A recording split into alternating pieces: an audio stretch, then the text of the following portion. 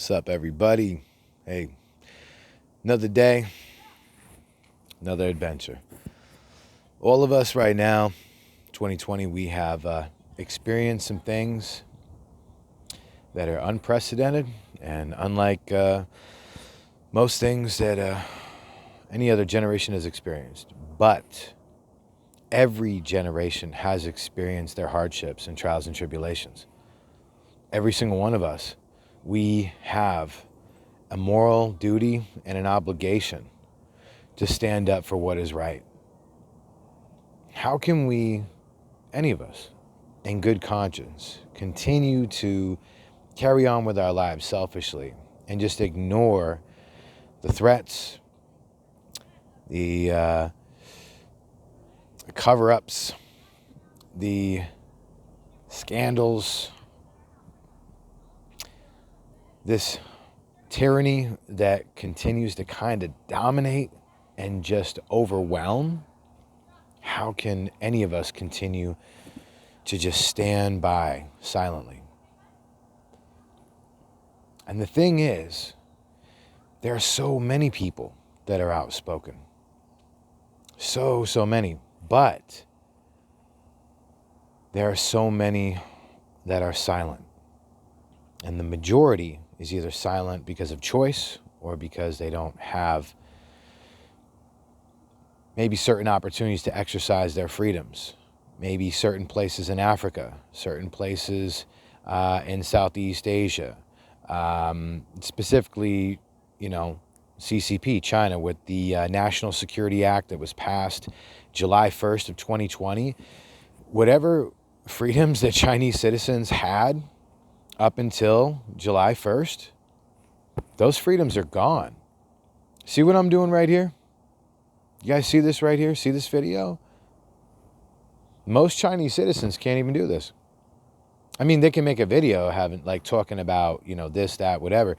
But if they say anything that even slightly hints at criticizing their government and the powers that be, well, not only are their videos deleted or anything, but they can literally be incarcerated. That's not even a joke. I swear on everything I love. You guys can do your research on that. Imagine living in a country where if you criticize your government, the worst thing is not worrying about whether or not you get blocked or your video gets deleted, but the fact that you could be incarcerated. And not even that, but even incarcerated for an amount of time that is completely uncertain, to where you don't even know the amount of time you might be locked up for that particular charge. In this case, it's not even criminal. It was just exercising your freedom of speech, exercising your thoughts, your feelings, everything that makes us human, to just speak out about things that we agree with, that we disagree with, things that we embrace, things that we love, things that we value and we cherish. All the different fundamentals of life that just gives us that basic liberty to just carry on. The pursuit of happiness is not a destination. You see, it's a pursuit. It's something all of us are pursuing. But imagine in your pursuit, if you lived in a country where you couldn't even really say how you felt. Well, my friends, in America now, with everything that's happening, we are in a circumstance right now in America where those very liberties of freedom of speech are being attacked. We are being censored on multiple streams of media, whether it is Twitter and Facebook and YouTube, whatever the platforms are, we are being censored. Everyone knows that, but some of us, just some of us, we know it better than most. And the reason we know it better than most is because we have experienced it. Every time that I got censored on a video on Facebook this year, 3 times by fact checkers, each time I double, triple, quadruple checked that information and cross-referenced it to make sure that I was posting factual information. I'm not even going to get into the reasons or what exactly I posted. I've mentioned it in other videos. I put it out there. I'm not going to talk about it in this particular video. And I got a strike from YouTube. And I've talked about that as well. quoting things, factual stuff, just literally not even giving my personal opinion or backing what somebody said, but literally just reporting the news. So imagine living in a country where you can be incarcerated for just expressing your opinions or feelings or just reporting on other news. That's what can happen to you in China. So we all have to realize that the Chinese government is not necessarily Chinese citizens. We all have to realize that the people of a nation are not necessarily represented by the government of their nation. I bet a big percentage of the world is looking at America right now and they're like, what are y'all doing? What is going on with the, elections, this whole, the mandates, the lockdowns? I mean, a lot of countries are going through that, but they're looking at us specifically for that. And they're like, what is going on? Somebody reached out to me from Italy recently and they were like, what's going on, USA? What are y'all doing? I'm like, hey, listen, the American people and our values is not a reflection of the values of our government. We are not our government. Our government is doing what they want to do. That has nothing to do with it. We can't control that. You say, well, you vote in your politicians. Oh, really? Do we? Do we? I'm not so sure anymore.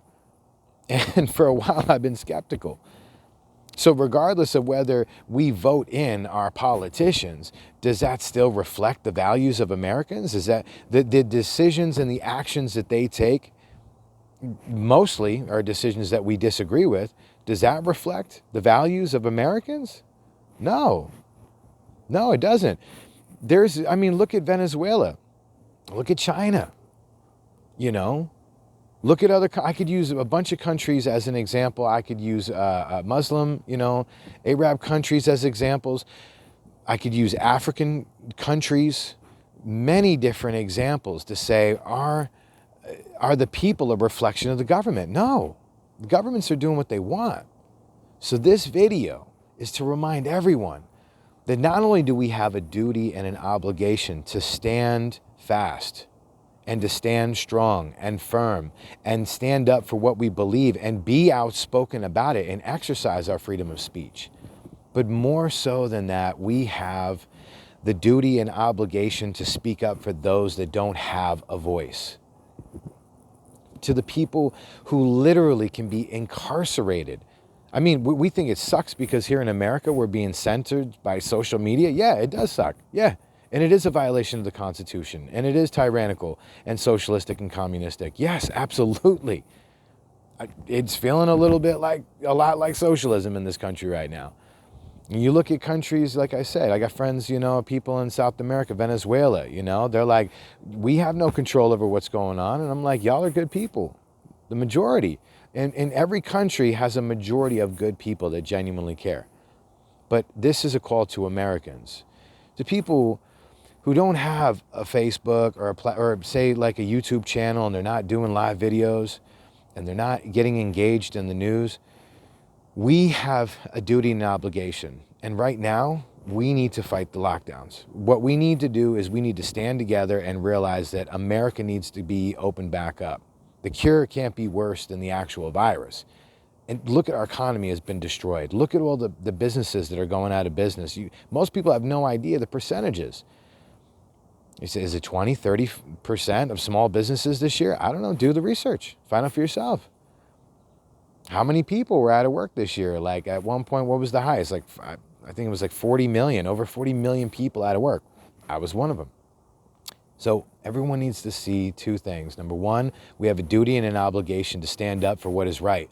And we have a duty to speak out for those that don't have a voice.